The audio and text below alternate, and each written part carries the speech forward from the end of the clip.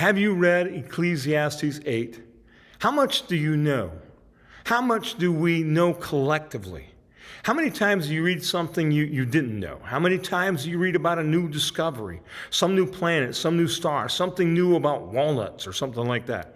I remember recently there was a new discovery. It must not have interested me enough to remember it, but these verses triggered a recall that I'd read something along that line. Here we are in Ecclesiastes 8, verses 16 and 17.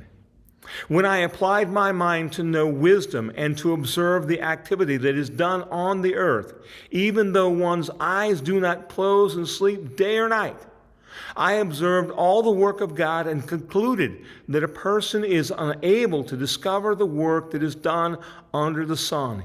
Even though a person labors hard to explore it, he cannot find it. Even if a wise person claims to know it, he is unable to discover it. This is usually attributed to Solomon and his quest to know wisdom. His words here remind me of what we read back in the first chapter. He talked about the sea and the fact that the rivers continually supplied it with water, but the sea was never full.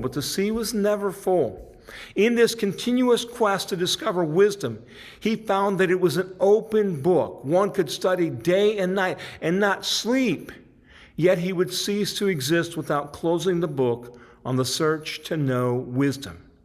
We could look at this through the lens of our own life and be frustrated by the futility in the pursuit. We might even want to throw up our hands and say, why bother?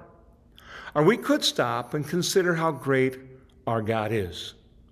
We read about the creation in the first 2 chapters of Genesis, the 6 days of creation.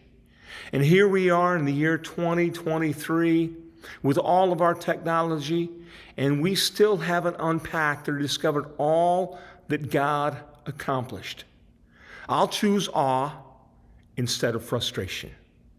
Keep reading, encourage others to read, and expect to find more gems to help us live like Jesus. Thank you.